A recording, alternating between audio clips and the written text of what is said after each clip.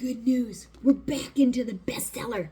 Are you digging in? Are you reading it voraciously? Are you asking the Holy Spirit to show you, to teach you, to correct you, to heal you, to deliver you, to fill you with joy and wisdom and discernment? Yes. And unity. We need unity. The trackers showed us without violence what God can do when people are in unity for a cause. So what if they were noisy? They were in unity and they were doing something good. They were standing up for freedom and choice. No one else did for us. And now we know the truth about what was rolled out. So, seriously, dig for truth. Dig for wisdom. Dig for discernment. Dig for Abba Father, God our Father, who loved us so much he sent his only Son to die on the cross and rise again to rescue us from the pit of hell. There is a heaven and there is a hell. I'm going to tell that again. Get your head out of the sand. We're fighting spiritual realms. We're not fighting people. Stop murmuring about people. That's exactly what the divider, in John 10:10, it says the devil comes to kill, steal, destroy, and divide, and isolate, and do all these wicked things. We rebuke that and we say, no, we're choosing Jesus Christ, our Lord and Savior, who came and gave us a helper, which is the Holy Spirit. That's what we're choosing. That's the good news. Is it going to be easy? No, there's going to be trials. But with him, we have a helper.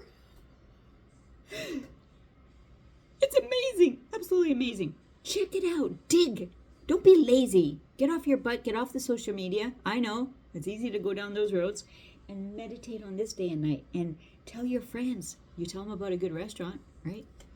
So, Jeremiah was very sorry for his people, and that's how we're feeling about Canada and the U.S. We're bleeding because we're watching people do stupid choices. They're putting allopathic medicine first. They're depending on the government to fix everything. They're listening to experts that lie and regurgitate just information that's from so the pharmaceutical business. Let's just say it. Is everything. It supports everything. It's 99% supported by pharmaceutical. It's ridiculous.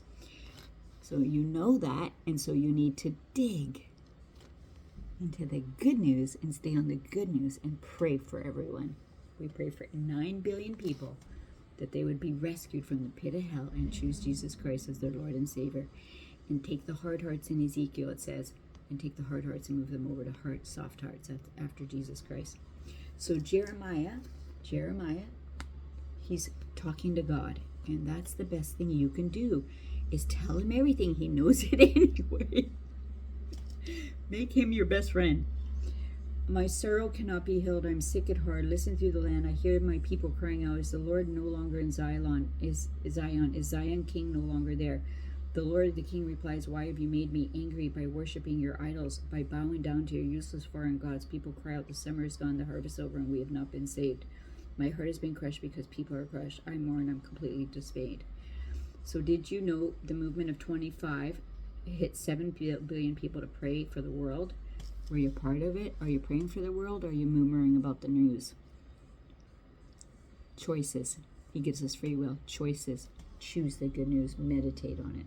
Till next time. Jesus is Lord and God is still on the throne. Good news.